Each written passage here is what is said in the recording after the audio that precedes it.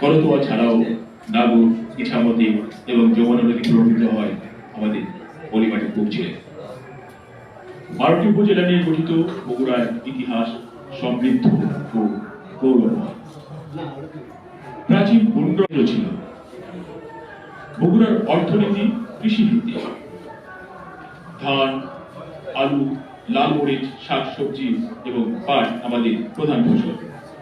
এছাড়াও ক্ষুদ্র ও মাঝারি শিল্পের প্রসার ঘটেছে এখানে, বিশেষ করে খাদ্য প্রক্রিয়াজাতকরণ, ইলেকট্রিক সামগ্রী উৎপাদন এবং গার্মেন্টস শিল্পে। বগুড়া শিক্ষা ও সাংস্কৃতিক ক্ষেত্রেও বিশেষভাবে উন্নত। বগুড়ায় সরকারি আজিজুল হক কলেজ এবং শহীদ জিয়াউর রহমান মেডিকেল কলেজ অন্যতম গুরুত্বপূর্ণ শিক্ষা প্রতিষ্ঠান। এখানে বিভিন্ন উচ্চশিক্ষা ও কারিগরি প্রতিষ্ঠানও রয়েছে। বগুড়ার অন্যতম প্রধান পর্যটন কেন্দ্র মহাস্থানগড়, যা একটি প্রাচীন প্রত্নতাত্ত্বিক স্থান।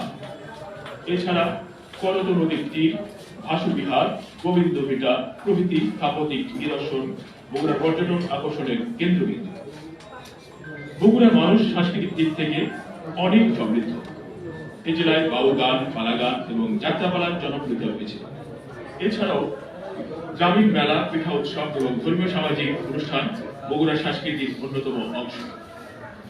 আমরা ঢাকাস্থ বগুড়ার সাংবাদিক, সাহিত্যিক, শিল্পীরা একত্রিত হয়েছি আমাদের মাটির টানে, ভাষার টানে, আমাদের সংস্কৃতি এবং ঐতিহ্যের টানে।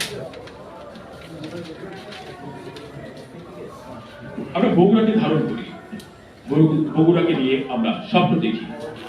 বগুড়ার আগামী প্রজন্ম আর প্রবীণদের সাথে নিয়ে এমন একটি সংগঠন করতে চাই, যে সংগঠন কাজ করবে সমৃদ্ধ বগুড়া করতে অর্থপূর্ণ এবং কল্যাণমূলক উদ্যোগের মধ্য দিয়ে। প্রিয় সাংবাদিক ভাই বোনেরা, আগামী 28 ফেব্রুয়ারি Bogura media and cultural society আয়োজন করতে যাচ্ছে বগুড়ার বাসীদের প্রথম মিলন মেলা বগুড়া ফেস্ট 2025। বনানী বিপ্লব পার্কে দিনব্যাপী এই অনুষ্ঠানে থাকছে শিল্প প্রদর্শনী, সাংস্কৃতিক অনুষ্ঠান, গুণীজন সংবর্ধনা, ঐতিহ্যবাহী আলুঘাটি এবং বগুড়ার সিগনেচার আইটেম দই উৎসব, নানা দই উৎসব সহ নানা লোকজ আয়োজন। আমাদের চেষ্টা থাকবে বিরতিতে আসলে যেন মনে হয় এক টুকরা বগুড়ার মাঝেই আপনি নিজেকে হারিয়ে ফেলেছেন, ফিরে গেছে সেই শৈশবে। আমরা আশা করছি ওই দিন আপনাদের একান্ত উপস্থিতি আমাদের অনুষ্ঠানকে সমৃদ্ধ করবে এবং সংবাদের দারুণ বিষয় হবে ব্যতিক্রমী এই ফেস্ট। শুভেচ্ছাতে আতিকুর রহমান রোমন, আহ্বায়ক, প্রথম বগুড়া ফেস্ট 2025 উদযাপন কমিটি, এবং আমি জুলফিকার হোসেন সোহাগ, সদস্য সচিব, প্রথম বগুড়া ফেস্ট 2025 উদযাপন কমিটি। ধন্যবাদ সবাইকে। অংশগ্রহণের জন্য কোনো নির্দিষ্ট নিয়ম কারণ আছে কিনা, কারা অংশগ্রহণ করতে পারবে, এই বিষয়গুলো?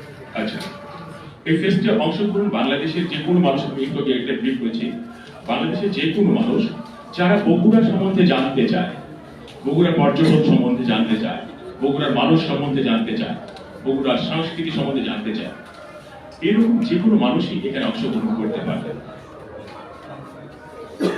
আর এখানে রেজিস্ট্রেশন, আমাদের একটা রেজিস্ট্রেশন আছে, যারা শিল্প সাহিত্যের সাথে জড়িত বা সাংবাদিক গণমাধ্যমের সাথে জড়িত, তাদের জন্য আমরা একটি রেজিস্ট্রেশন ধরেছি 200 টাকা, মানে জাস্ট নাম মাত্র রেজিস্ট্রেশন ইয়ে করার জন্য।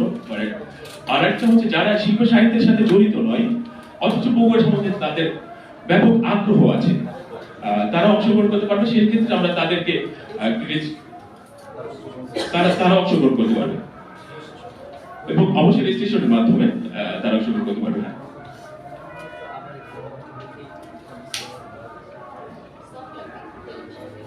আচ্ছা, আর বাকিটা রোহন ভাই বলবেন। আরো আপনি আর কোনো প্রশ্ন থাকলে আমি বলতে পারি, তবে আমরা এখানে রেজিস্ট্রেশনের ব্যাপারটা বলি। আমরা এখানে উৎসাহিত করব আমরা যাদের নিয়ে পথ চলবো। এটা হচ্ছে আপনার প্রথমে সাংবাদিক, সাহিত্যিক, কবি, তারপর আপনার বিভিন্ন চ্যানেলে যে ভিডিও এডিটর বা সাংবাদিকতার সাথে জড়িত তারা, তারপরে আপনার নৃত্যশিল্পী, গায়িকা, নায়ক, এরা বগুড়াস্থ যারা আর কি, তারা অগ্রাধিকার পাবেন এই এতে অংশগ্রহণ করার জন্য, আর তারা আমাদের মেম্বার হতে পারবে। আর আপনারা যারা বগুড়ার বাসী আছেন এবং সারা বাংলাদেশে বগুড়াকে জানার আগ্রহ যাদের আছে, তারাও সেখানে রেজিস্ট্রেশন ফর্ম পূরণ করে আপনারা ঢুকতে পারবেন নামমাত্র মূল্যে। আর আমরা এখানে যথেষ্ট বিনোদন এবং আপনার ভোজনের ব্যবস্থা করেছি। আমরা সকাল 10টা থেকে শুরু করব, আমরা সন্ধ্যা 8টা রাত 8টা পর্যন্ত এই অনুষ্ঠান চলবে। আপনারা যখন মনে করবেন যে ফ্রি আছে বা আপনাদের ইচ্ছা হচ্ছে, আপনারা চলে আসতে পারেন, তবে রেজিস্ট্রেশনটা আমাদের করে আসতে হবে। আর যদি কোনো কারো প্রশ্ন থাকে বলুন।